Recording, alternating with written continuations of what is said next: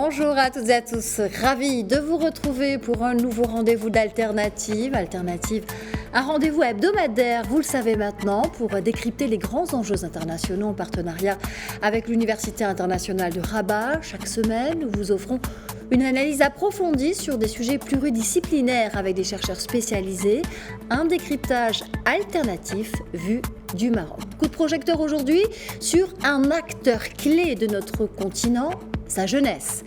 Acteur clé tant pour le changement social, la croissance économique, mais aussi et surtout le développement durable à l'heure où les dérèglements climatiques nous ont confirmé cet été qu'il était plus que temps de prioriser les défis, notamment en Afrique. C'est une fois de plus donc une vision alternative que je vous propose de développer dans ce nouveau numéro d'Alternative dédié au potentiel, au rôle et aux contributions de la jeunesse africaine pour une transformation réelle du continent. Accorde-t-on suffisamment de place à cette jeunesse? Sait-elle faire entendre pleinement sa voix?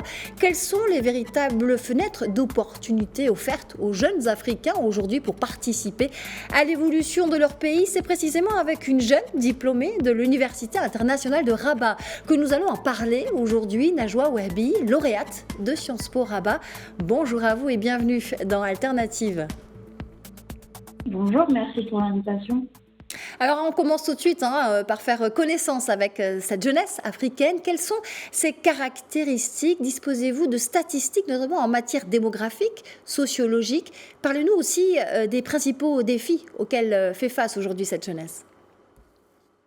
Alors tout d'abord, comme vous l'avez mentionné, il y a une tendance démographique majeure, étant donné que dans moins de 3 générations, l'Afrique va représenter plus de 40% des jeunes du monde. Pour donner une idée de l'ampleur, en 2020, l'âge médian en Afrique était d'un peu moins de 20 ans, alors qu'il se situait aux alentours de 42 ans en Europe. La tendance va continuer à prendre de l'ampleur au point où, en 2050, les jeunes Africains vont représenter le quart de la force de travail disponible dans le monde. Donc déjà, on observe que la structure démographique même du continent demande à ce qu'il y ait une transformation sociopolitique. Et nous, en tant que jeunes Africains, nous aspirons à des formes de modernité, que ce soit en termes d'éducation, en termes d'emploi ou de liberté individuelle. Sauf que pour la plus grande majorité des jeunes, la réalité, c'est celle d'une marginalisation, particulièrement dans les zones rurales et dans un ordre sociopolitique qui reste d'ailleurs largement patriarcal et gérontocrate, c'est-à-dire des régimes où le pouvoir est exercé par les personnes les plus âgées car elles sont jugées plus sages. Parmi les défis majeurs, on relève bien entendu le chômage, l'accès aux ressources et à des services publics de qualité, l'accès à la formation professionnelle, à l'éducation, mais aussi trop peu d'implication dans la formulation et dans l'élaboration des politiques et des programmes politiques. Donc il s'agit de défis multidimensionnels qui sont aggravés par le fait que notre participation à la prise de décision et à la politique en général reste très limitée. Chaque année, on a seulement 3 millions d'emplois formels qui sont créés en Afrique pour environ 10 à 12 millions de jeunes qui rentrent dans le marché du travail. Donc ça permet aussi d'expliquer pourquoi le secteur informel est aussi grand en Afrique. On peut aussi relever un manque d'incitation sociale qui pousse les jeunes Africains à aller chercher des opportunités ailleurs, en plus des obstacles à la libre entreprise, le manque d'accès au crédit et au foncier. Tout un ensemble de facteurs qui font qu'aujourd'hui, le continent africain fait face à une fuite des cerveaux majeure. Et peut-être plus important encore, il y a la question des libertés individuelles et des droits humains. Tout ce qui est, toutes les problématiques liées à l'identité, que l'on relègue souvent à des problèmes de riches lorsqu'il y a beaucoup de misère, comme c'est le cas en Afrique, alors que ce sont justement les jeunes les plus défavorisés qui souffrent le plus de l'inégalité de genre, de la violence sexuelle et de la marginalisation des minorités. Et en tant que jeunes, nous sommes de plus en plus conscients de ces problématiques et l'ensemble des données suggère que nous sommes plus susceptibles d'être tolérants envers des styles de vie qui diffèrent des nôtres. Donc, il y a un véritable besoin de changer les discours et de ne pas présenter la jeunesse en Afrique comme une simple victime de ces circonstances, mais comme un capital précieux et comme un grand potentiel de développement et de changement positif. D'accord, donc un changement de discours auquel la jeunesse appelle, auquel vous appelez Najwa Ouabi. Alors justement, après cet état des lieux, marginalisation, chômage élevé, société patriarcale, pour arriver à cette transformation sociopolitique du continent africain, y a-t-il des cadres des cadres continentaux qui gouvernent, qui accompagnent cette jeunesse en Afrique, et quelles sont, s'ils existent du coup, les contributions et les différentes actions de cette jeunesse, alors, dans ce contexte? Alors, effectivement, en 2006, les chefs d'État de l'Union africaine ont adopté un instrument juridique qui fournit un cadre continental et qui vient définir les droits, les libertés et les devoirs des jeunes sur le continent. Il s'agit de la charte de la jeunesse africaine. Et plus généralement, ces dernières décennies, on a vu le lancement de plusieurs initiatives qui visent à prioriser l'agenda du développement de la jeunesse. Par exemple, on peut citer le NEPAD, qui est le nouveau partenariat pour le développement de l'Afrique, et qui a lancé un bureau de la jeunesse pour justement fournir aux jeunes une plateforme pour le dialogue et la contribution au débat politique. Nous avons également l'acte constitutif de l'Union africaine, qui a reconnu la jeunesse comme un partenaire important pour renforcer la cohésion et la solidarité. Et il est vrai qu'en général, on ne reconnaît pas assez souvent et il n'y a pas assez de visibilité pour la jeune population qui est souvent au front de l'innovation positive et du développement dans plusieurs domaines. Par exemple, beaucoup de sujets ont été négligés pendant longtemps et ce sont les jeunes qui les ont amenés au sommet de l'agenda mondial, que ce soit la lutte contre le changement climatique ou l'attention de plus en plus portée à la santé mentale, par exemple.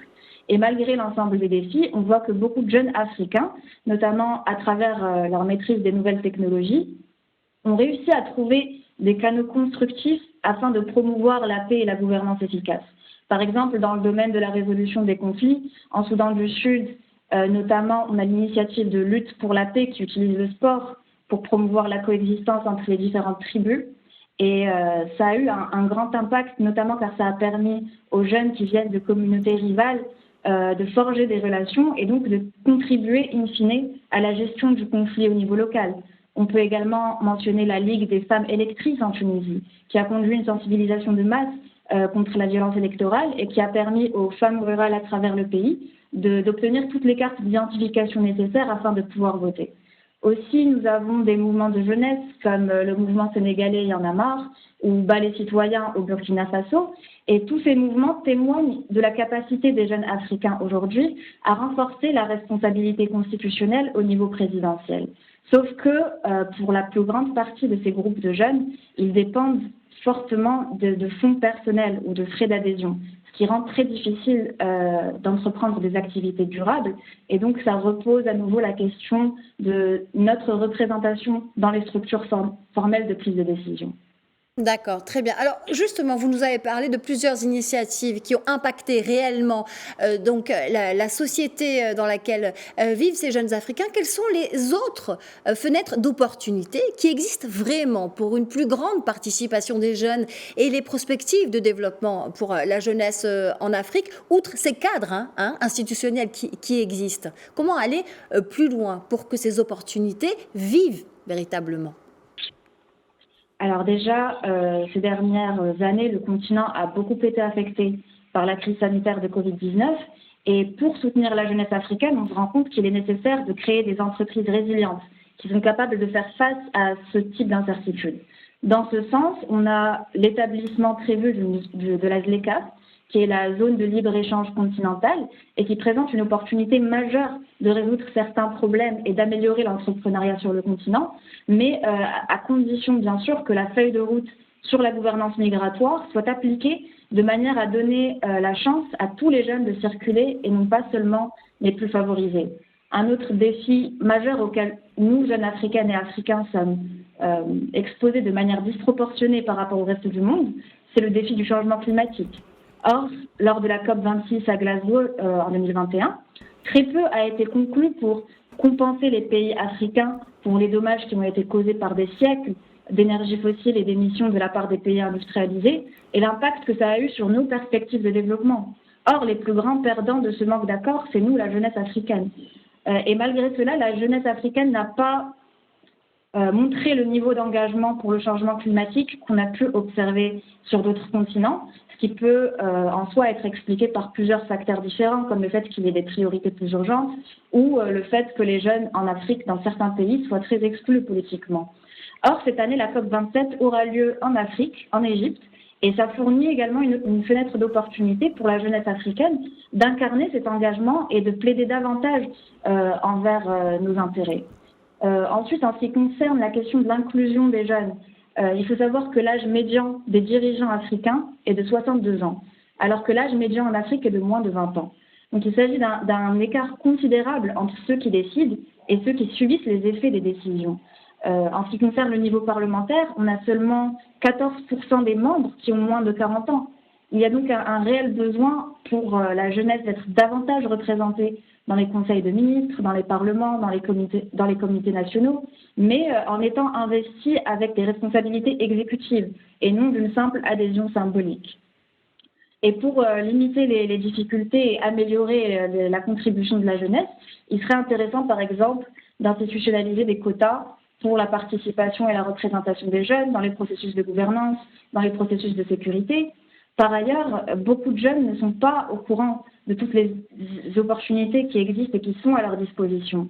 Il faut donc renforcer les canaux de communication et davantage inciter les jeunes à rejoindre les organisations de la société civile, à plaider au niveau national pour une meilleure inclusion et à s'intéresser à toutes les opportunités et les cadres qui les régissent au niveau continental et toutes les plateformes régionales qui peuvent leur permettre de collaborer avec des jeunes du reste du continent. Donc, l'un des défis les plus importants de la gouvernance en Afrique, et je termine sur ce point, c'est de trouver un moyen de mobiliser les énergies des jeunes et de transformer les systèmes de gouvernance afin que nous puissions nous sentir représentés de manière adéquate par les systèmes politiques. Et donc, que nous puissions nous sentir capables de composer au sein de ces systèmes afin d'atteindre les changements que nous estimons nécessaires. Merci infiniment Najwa Wahebi pour cette intervention pertinente sur le rôle, le potentiel, les capacités, les contributions de la jeunesse sur le continent africain pour transformer les systèmes de gouvernance, comme vous avez dit, avec plusieurs recommandations, plusieurs initiatives, la sensibilisation, la communication, le système des quotas également pour justement que vive cette intelligence, cette dynamique de la jeunesse africaine. Merci infiniment, c'était très intéressant. Je rappelle que vous êtes lauréate Sciences Po Rabat à l'Université internationale de Rabat. Merci à vous. Et merci à vous, c'est la fin d'Alternative. Je vous dis à la semaine prochaine.